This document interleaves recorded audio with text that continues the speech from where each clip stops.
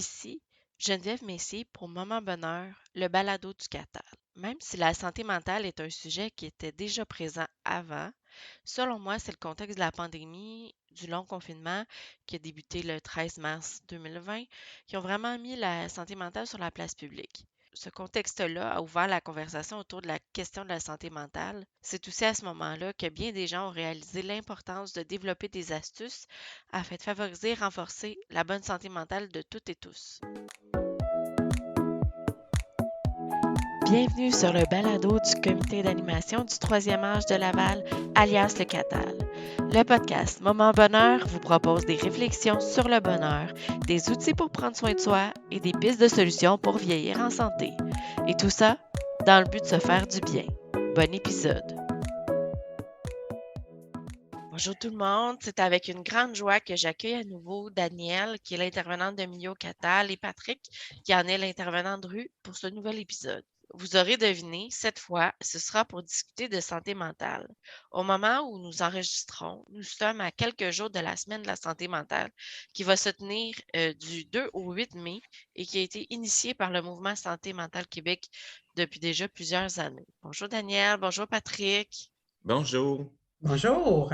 Comment va votre santé mentale aujourd'hui? Elle va bien? Un petit peu stressée, mais ça va bien. Je pourrais dire la même chose pour moi, là. Toujours un peu stressant, un peu anxieux par rapport, justement, par rapport au balado, mais ça va bien. Moi, je vais quand même, mentalement, je vais quand même très bien. Puis le beau temps, j'espère qu'il va arriver bientôt. Donc, C'est pas la, ça doit être la première fois que quelqu'un vous demande comment va votre santé mentale. Oui, oui, ben oui. Moi, c'est pas quelque chose qu'on va poser comme question, mais dans le fond, la santé mentale, c'est notre équilibre, hein? Donc, ça serait des questions des fois qu'on pourrait poser. Mhm. Dans vos mots à vous, comment on définit ça, la santé mentale? C'est quoi exactement? bien, moi, qu'est-ce que, à vrai dire, ce ne sera peut-être pas dans mes mots à moi, mais j'ai trouvé que tu avais une définition que je trouvais intéressante. C'est que la santé mentale se définit comme l'état d'équilibre psychique et de bien-être d'une personne à un moment donné. Elle concerne la façon de se sentir, de penser, d'agir et d'interagir avec le monde qui nous environne. Être en bonne santé mentale nous permet de réaliser notre plein potentiel, de composer avec les tensions normales de la vie et de contribuer à notre communauté. J'ai trouvé intéressante cette définition-là. Donc, je pense que c'est ça, c'est l'équilibre, puis comment on peut gérer cet équilibre-là malgré les tensions qu'on vit dans le quotidien. C'est ça qui permet d'avoir une bonne santé mentale. OK, fait que dans le fond, la santé mentale, ça nous permet de nous adapter à court, à moyen, à long terme aux situations de notre vie. Autant dans les joies que dans les peines, dans les frustrations, dans les moments heureux, les moments difficiles, les problèmes qui surviennent, les obstacles, les défis dans notre vie. Tout à fait.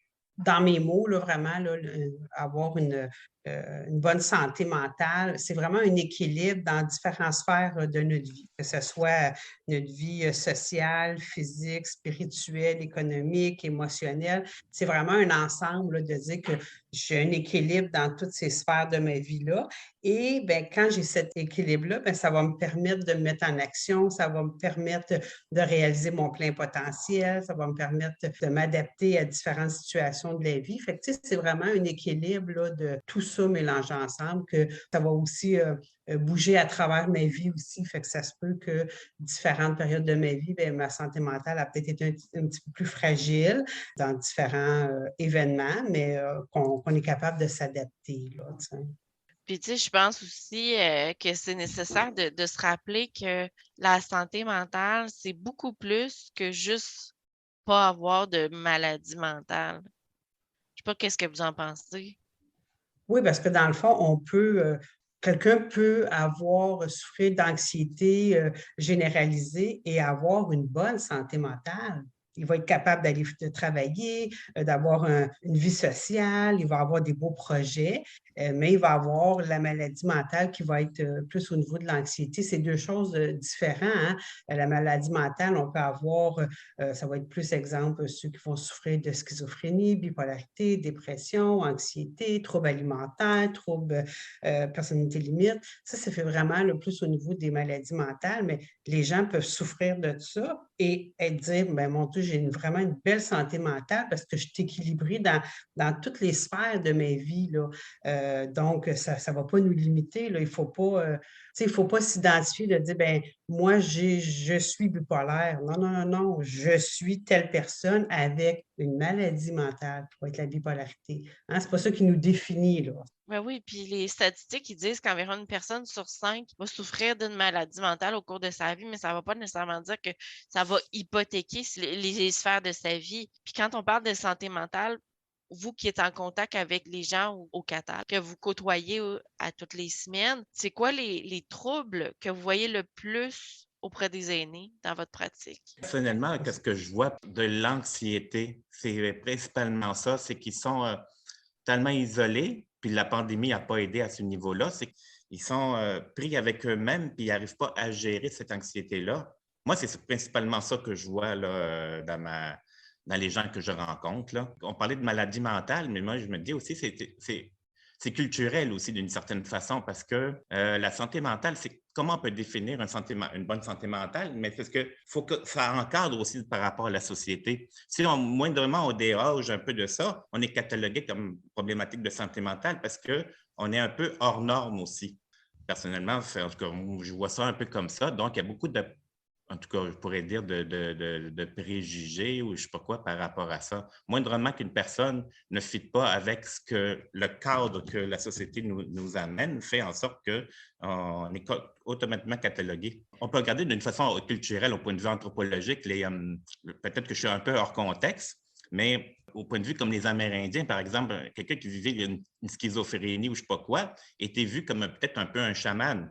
Donc, était intégré dans la société, tandis que nous autres, on les met de côté. C'est intéressant ce que tu dis, Patrick. Bien, moi, ce que j'ai observé là, depuis que je suis intervenante ici au Catal, les gens, effectivement, tout au niveau peut-être un peu plus de dépression, d'anxiété, c'est vraiment ce que j'ai observé là, que les gens avaient là, comme difficulté.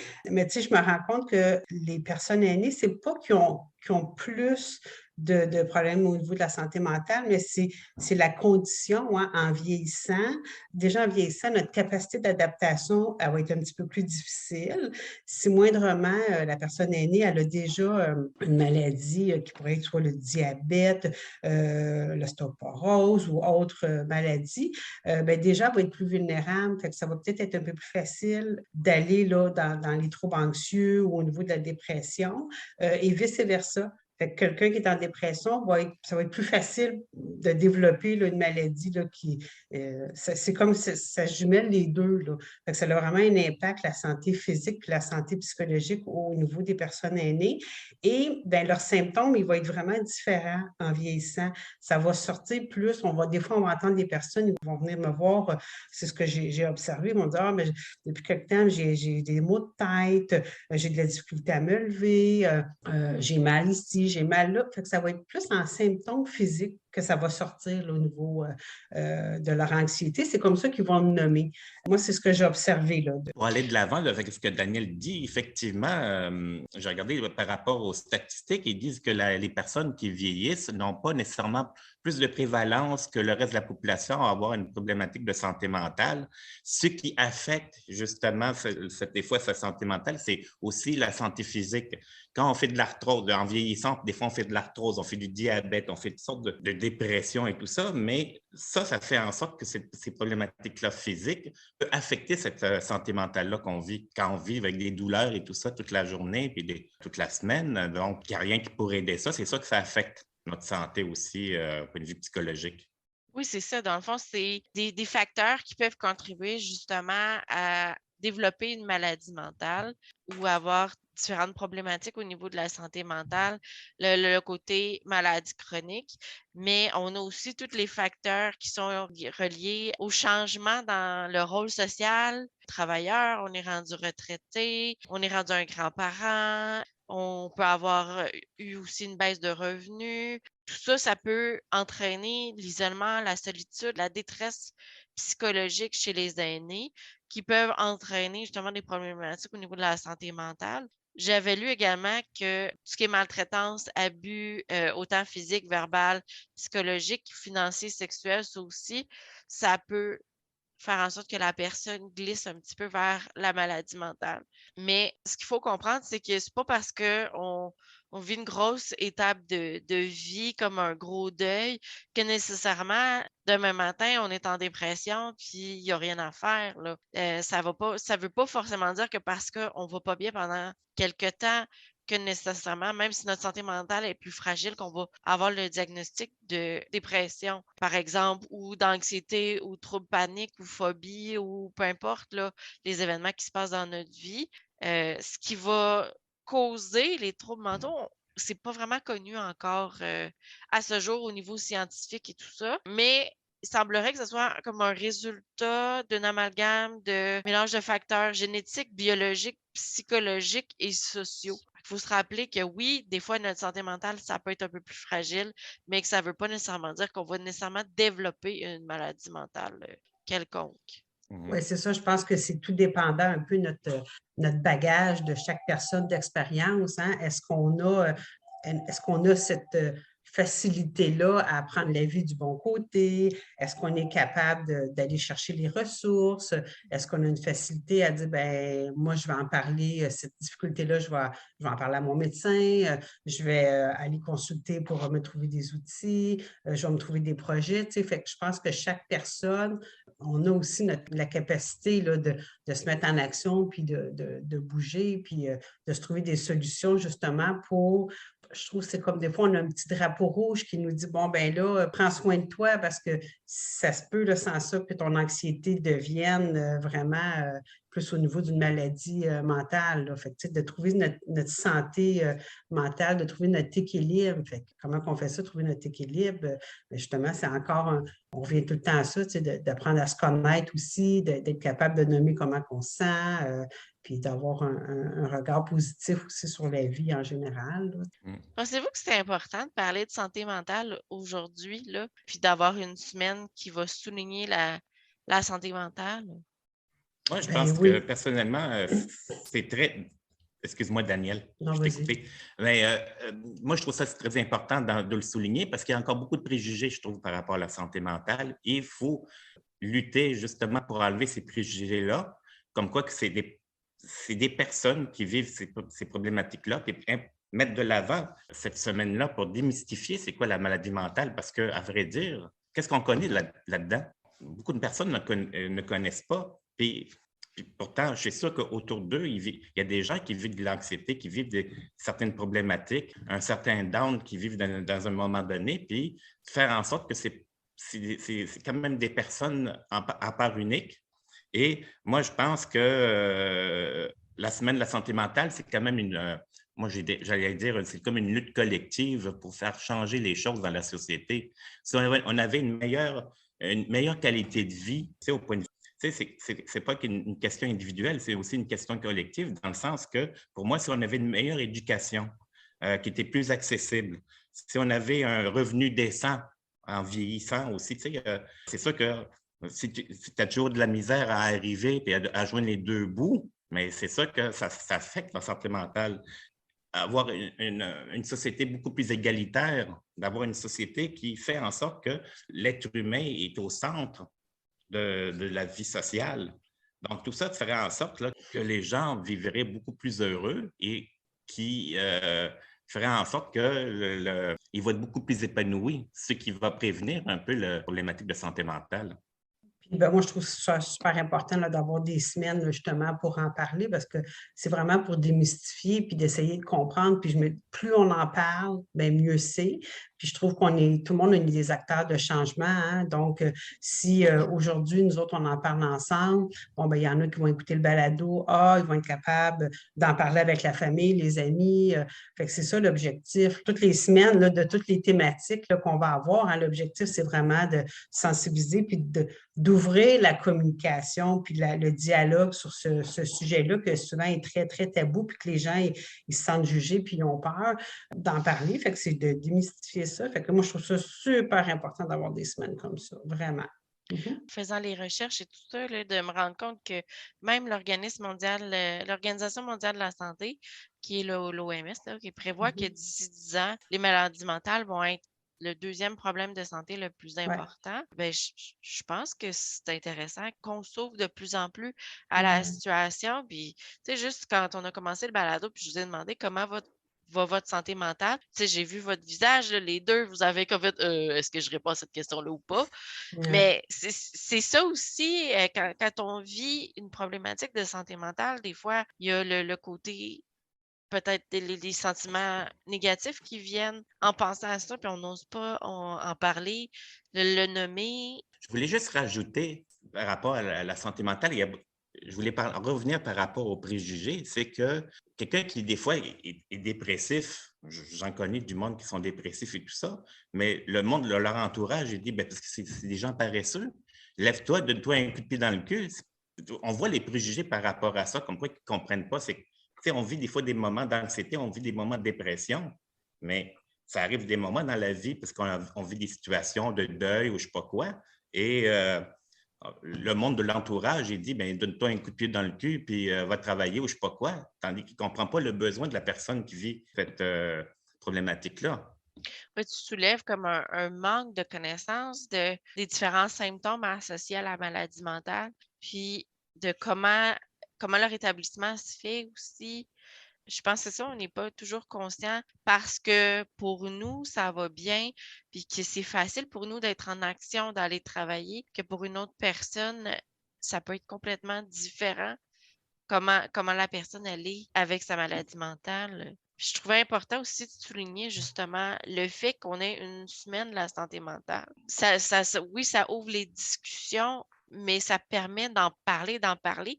Puis justement, depuis cette année, là, à chaque 13 mars, il va y avoir maintenant une journée nationale de la promotion de la santé mentale positive qui va mettre de l'avant l'importance de maintenir le bien-être personnel et collectif, de soutenir la résilience parce que veut pas quand on développe ou on passe à travers des différents défis, obstacles, on a besoin comme de résilience.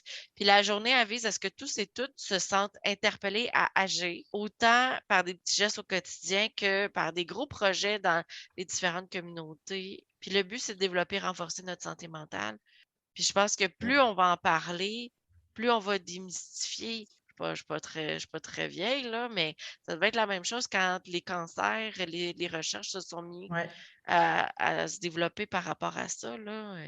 Qu'est-ce qui fait, selon vous, on peut dire qu'on a une belle ou une bonne santé mentale? Ce serait quoi, mettons, les critères pour dire, hey, moi, je suis en bonne santé mentale, peu importe le diagnostic de maladie mentale ou pas? Ben, je pense que c'est un sentiment de bien-être, hein, quand on dit qu'on a une bonne santé mentale positive. Je verrais ça quand on est capable d'aimer la vie, quand on est capable d'entretenir des liens significatifs avec les gens, quand on a l'impression qu'on a le goût de faire partie de la société puis de contribuer, d'être capable de développer des stratégies pour faire face à différentes situations de la vie, d'être capable de demander de l'aide quand j'en ai besoin. Moi, je le vois comme ça, tu sais, de dire que ben, quand j'ai une bonne santé mentale qui va être équilibrée, ben, je vais être capable d'être vraiment le plein potentiel. Tu sais, que même si je souffre d'anxiété ou que je souffre de troubles bipolaires ou de n'importe quelle autre maladie mentale, ben, si j'ai une bonne santé mentale, je vais être capable d'être quand même dans un sentiment de bien-être aussi, là. Fait que d'avoir des projets, de mettre en action, d'avoir des objectifs, de sortir des fois de ma zone de confort, de me connaître, de prendre du temps pour moi. Tu sais, pour moi, c'est ça, là, dire que j'aurais une bonne santé mentale, là, concrètement, là. OK, puis je fais mon avocate du diable, là. Oui. Si on souffre de dépression puis qu'on n'est pas nécessairement bien avec nous-mêmes, on n'a pas un grand bien-être intérieur, est-ce que c'est possible d'avoir une bonne santé mentale? Ben oui, si aussi peut-être qu'à l'intérieur, tu sais, tout dépendant, là, mais tu sais, si la personne est en dépression, puis mais quand elle va travailler, elle sent qu'elle est compétente, puis elle sent qu'elle prend part à l'entreprise, puis que son opinion est importante, puis elle se sent valorisée, Ben oui, là, ça se peut là, qu'elle ait un bel équilibre quand même au niveau de sa santé mentale, parce que dans différentes sphères de sa vie, elle a de belles relations, une belle communication avec ses enfants, est impliquée quand même dans le comité parent, mais ça se peut qu'elle souffre de dépression, puis que dans certaines sphères de sa vie, ben ça se peut que ce soit plus difficile, mais d'où l'importance d'avoir un bon accompagnement médical, avec soit le psychologue, le médecin, la médication, le pharmacien. Hein, on s'entend que toute une équipe là, qui peut t'accompagner. L'important, c'est de ne pas s'isoler puis de rester seul avec ça. Hein? Fait que c'est d'aller chercher cette aide-là qu'on offre. Là. Mais oui, je pense que c'est possible. Là. C'est sûrement plus difficile. Là. Je ne dis pas que c'est super facile, là, mais je pense que c'est des petits pas, puis de mettre des choses en place. Là. On le sait, là, quand les personnes qui vont souffrir de dépression, souvent, ils vont nous dire, ah, c'est difficile d'avoir un objectif, c'est difficile de me mettre en branle, puis bien, peut-être que de se mettre un petit objectif le matin en se levant, pas un gros objectif inatteignable, là, mais un petit objectif, puis après, tu es fier de toi, ça te fait du bien. C'est sûr là, que ça va être motivant. Fait que je pense que chaque personne va y aller à son rythme, puis avec ses connaissances à l'intérieur de soi, puis c'est ce qu'elle a en dedans, là. Oui, puis de là, l'importance d'aller voir aussi un professionnel de la santé que je trouve qui pourrait nous aider, des fois aider. On vit des fois des moments où on est plus fragile. Puis des fois, on peut avoir besoin, comme quand on a des problèmes de marcher, on prend une béquille. Mais par rapport à la santé mentale, c'est un peu la même chose. Si on va voir un professionnel de la santé pour donner des médicaments qui pourraient aider par rapport à mieux fonctionner malgré la dépression qu'on vit. Mais qu'est-ce qui serait aussi important, puis que ce soit aussi accessible, puis ça, c'est pas très accessible pour la majorité du monde, c'est d'avoir aussi de l'aide psychologique comme d'un psychologue, parce que c'est bien beau les médicaments, mais le médicament est là pour pallier pendant un certain temps à la dépression, mais tu as besoin un peu de te ressourcer, d'aller voir quelqu'un pour t'exprimer, puis qui va te donner des outils aussi à t'en sortir aussi. Oui, tu vois, tu es déjà rendu comme à ma prochaine question, où est-ce que je voulais vous amener à discuter, justement, c'était notre santé physique. Habituellement, on en prend quand même soin. Quand il y a un bobo, on va chez le médecin. Quand on se cogne à quelque part, on met la main pour calmer la douleur. On est comme un petit peu plus alerte du côté physique. Mais quand on parle de santé mentale, selon vous, comment on peut en prendre soin? Est-ce que vous auriez des trucs, des astuces, des outils ou des ressources qui pourraient être utiles pour ça? Bien, c'est sûr que pour en prendre soin, effectivement, bien déjà, d'avoir une bonne habitude de vie, bien dormir, bien manger, ça c'est sûr d'entretenir des belles relations aussi harmonieuses le plus possible. Tout à l'heure, en début d'entrevue de balado, Geneviève, tu nous as parlé du mouvement Santé mentale Québec, puis eux autres, ils ont un petit dépliant qui s'appelle nos 7 astuces pour se recharger, que j'utilise souvent là, avec les gens. Puis c'est vraiment 7 mots-clés pour, dans le fond, ça peut nous aider à maintenir une bonne santé mentale. Je peux y aller là, quand même rapidement, les expliquer. Tu sais, dans le fond, la première astuce, c'est vraiment agir. Donc, c'est se mettre en action, se trouver un petit projet, un petit objectif. Ça serait notre premier. Le deuxième, ressentir. Ça veut dire que, mais est-ce que je suis capable de connecter avec mes émotions? On en parle là, souvent, comment c'est important d'être capable de ce que je suis capable de reconnaître mon émotion, la nommer et de la vivre. Fait que ça va être une autre astuce pour nous aider à maintenir une bonne santé mentale. Le troisième, c'est accepter. Ça veut dire, est-ce que je me connais? Est-ce que j'ai une bonne estime? Est-ce que j'ai confiance en moi? Un autre, ça va être se ressourcer. Est-ce que j'en prends du temps pour moi? Est-ce que je fais des choses qui me font du bien? L'autre, ça serait découvrir. Hein? Est-ce que des fois, je sors un petit peu de ma zone de confort? Est-ce que j'ai le goût aujourd'hui d'explorer la nouvelle bibliothèque du quartier, d'essayer un nouveau sport, une nouvelle activité? Choisir, est-ce que je fais des choix qui vont en fonction de mes valeurs? Hein? Ou est-ce que je me respecte? Puis la dernière, ce serait créer des liens. Fait que dans le fond, l'importance d'entretenir des beaux liens. Fait que je trouve que ça, c'est quand même 7 petites astuces qu'on va nommer, qui sont vraiment là, quand on est capable de le faire un peu tout ça dans notre quotidien, bien, ça va nous aider à avoir un bel équilibre au niveau de notre santé mentale. Puis de dire, bien, peut-être que ça ne va pas super bien de ce temps-ci, mais Ah, OK, ben je pense que je vais peut-être essayer de développer, cette nouvelle activité-là, fait que tu sais, ça nous garde un petit peu toujours allumés. Fait que ça serait pas mal mes 7 petites astuces que j'avais le goût de partager avec vous aujourd'hui. Est-ce que c'est le genre d'outil que tu utilises, Daniel, quand les gens viennent te voir puis que ça va pas super bien dans leur vie, qu'ils se questionnent et tout ça? Oui, oui, c'est vraiment, un petit dépliant avec les 7 astuces et puis que les gens peuvent, j'en ai là, les gens peuvent repartir avec le dépliant et il y a vraiment des activités à faire en solo ou avec ton entourage ou même comme société, tout ensemble, qu'est-ce qu'on peut faire? Et puis, ben, en tout cas, les gens qui l'utilisent me disent que, ben, vraiment, c'est le fun, là, c'est concret, c'est facile, puis c'est des petits trucs, là, qu'on peut utiliser. Mais ben oui, si les gens, là, moi, je l'utilise, les gens qui vont venir me voir dire: «Ah, il me semble que je manque un peu de pep dans ma vie» ou «Hi, je fais un petit peu d'anxiété» ou «Je trouve ça difficile» ou «J'ai de la misère à me recentrer en ce moment», ben écoute, on va regarder un petit peu nos 7 astuces. Ben, tu sais, c'est quand même avec le Mouvement Santé mentale Québec, qui c'est un super bel organisme. C'est eux autres d'ailleurs qui font cette semaine-là. Donc, un bel outil à partager. De ton côté, Patrick, toi, y a-tu des outils, des ressources auxquelles tu Mais penses rapidement comme ça? Ben, par rapport aux outils, ce que Daniel propose, c'est vraiment, je pense que c'est un des meilleurs outils qui soit. Là. Donc, et par rapport aux ressources, moi, j'ai dit moindrement des ressources à Laval, puis ben, au Québec en entier, par rapport à la santé mentale. On a juste à penser à Laval, à l'Alphabem. Si on veut moindrement se renseigner sur la santé mentale, je pense que c'est un organisme qui peut vraiment aider. Il y a divers organismes par rapport à ceux qui vivent un peu d'anxiété puis tout ça, comme le CAFGRAF ici, il y a le CIL qui sont là pour ça. Il y a l'endroit de Laval qui, eux, ils font de la défense des droits en santé mentale, mais ils font toutes sortes d'activités aussi pour démystifier. Ils font des activités comme des films qui parlent un peu de la santé mentale, puis ils font des groupes de discussion aussi à ce niveau-là. Puis c'est un milieu d'accueil où ils peuvent prendre un café puis discuter ensemble.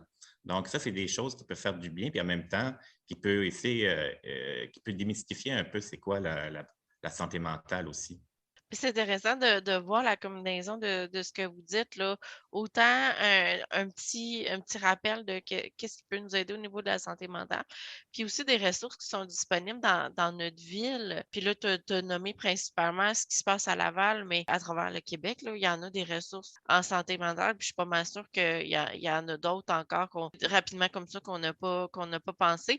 Fait que c'est le genre de ressources que vous pouvez donner, vous, en tant qu'intervenant au Catal quand quelqu'un va peut-être moins bien ou justement vient d'avoir un diagnostic d'anxiété généralisée, par exemple? Auriez-vous d'autres petits outils, trucs qui vous viennent spontanément en tête pour prendre soin de la santé mentale en particulier? Ben, moi, c'est peut-être pas pour prendre soin, mais tu sais, quand on parlait des personnes, quand on vieillit, on est à la retraite, tu sais, on parle souvent que quelques années avant, il faut la préparer, cette retraite-là.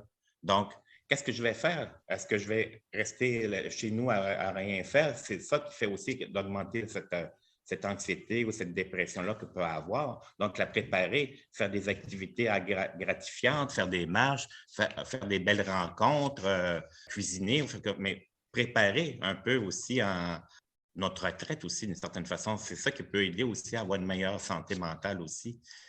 Fait qu'avec ce que tu viens de dire, on va encourager les gens qui écoutent notre balado à transférer à leurs enfants qui sont pas encore à la retraite également pour qu'ils puissent commencer à se préparer justement. J'ai envie de te poser une dernière petite question. Comment le Catal peut nous aider dans notre santé mentale?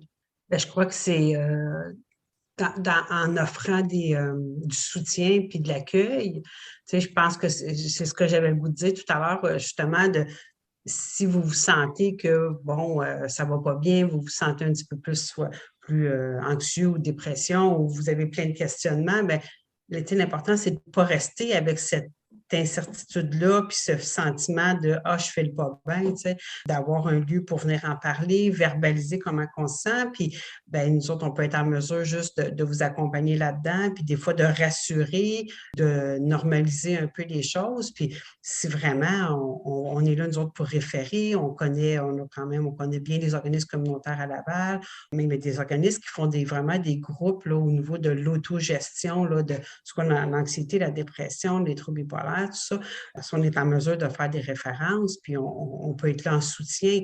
Mais tu sais, l'important, c'est de ne pas rester seul avec ce sentiment de ah, ça va pas bien, puis de s'isoler, tu sais. Puis les gens ont tendance à faire ça parce que justement, ils ont honte, ils se sentent coupables, ils se sentent pas bien, fait qu'ils vont avoir tendance à dire ben moi, je me retire, puis je reste chez moi, puis comme ça, je ne dérangerai pas personne avec mes affaires. Mais c'est le contraire. Venez nous en parler, puis on va être là pour accompagner parce qu'il ne faut pas rester seul, là. Hein? Il y a des solutions, là. Tu sais, des fois, c'est temporaire. Ce sentiment-là, il est temporaire. Un coup qu'on est capable de l'identifier, bien, on peut mettre des choses de l'avant puis aller trouver des stratégies pour aller mieux, là. Ça ne veut pas dire que si aujourd'hui je ne fais le pas bien, que ça va être de même toute ma vie, là. Ça se peut que ce soit une courte période. Si je vis un deuil, je vis un déménagement, j'ai vécu quelque chose de difficile, bien, oui, c'est sûr que ça se peut que ça soit difficile. Mais il ne faut pas rester dans cet état-là. C'est plus ça que j'aurais le goût de dire, là. Ouais. Puis le CATAL, il faut comprendre aussi, c'est un organisme communautaire qui est là pour faire briser l'isolement. Donc, c'est un milieu de vie. Donc, c'est comme une grande famille, donc, où on peut faire des liens assez étroits avec les gens. Donc, l'important, c'est vraiment l'accueil. C'est un organisme là, vraiment qui... Moi, comme je disais tantôt, c'est un milieu de vie. C'est une grande famille. Et dans le fond, tous les services du CATAL peuvent venir aider à renforcer une belle santé mentale, autant au niveau du soutien psychosocial, psycho-émotif avec vous deux, que d'aller faire les activités physiques, développer différents liens avec les gens qui sont dans les cours, dans le fond, selon vos intérêts, mais aussi avec le bénévolat qu'on peut faire, les dîners communautaires qui nous amènent à, au lieu de manger seul à la maison, d'avoir des gens avec qui discuter, qu'on ne sache pas trop quoi dire les premières fois qu'on vient. Mais comme tu dis, Patrick, je pense que les gens qui viennent au CATAL, c'est des gens de cœur. C'est des gens qui sont ouverts à découvrir d'autres personnes. Donc, c'est facilitant pour développer justement des liens qui sont peut-être un peu plus significatifs. Exactement, oui. Merci mille fois d'avoir participé à nouveau au balado Moment Bonheur. Puis j'ai juste avant de terminer ce balado, j'ai envie de vous demander, dans toute la discussion qu'on a eue, ce serait quoi la phrase ou l'élément important pour vous quand on parle de santé mentale?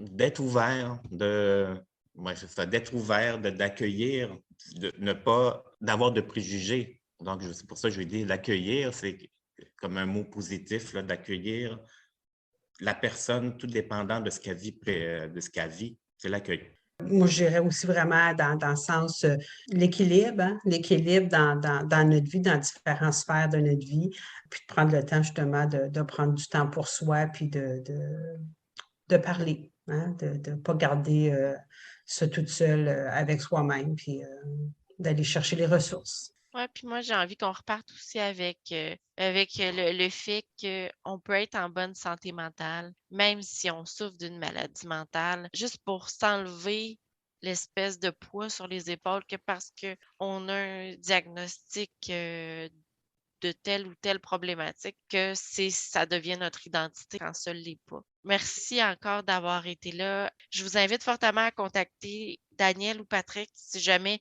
vous vous questionnez au niveau de votre santé mentale, peut-être même celle d'un proche autour de vous. Si vous voulez, en fait, développer des stratégies pour renforcer votre santé mentale, augmenter votre bien-être, je pense que Daniel et Patrick, on l'a dit, pouvaient être là pour vous là-dedans. Bien, merci. Merci beaucoup. On se revoit bientôt pour un prochain épisode de Moment Bonheur. Merci tout le monde. Bonne journée.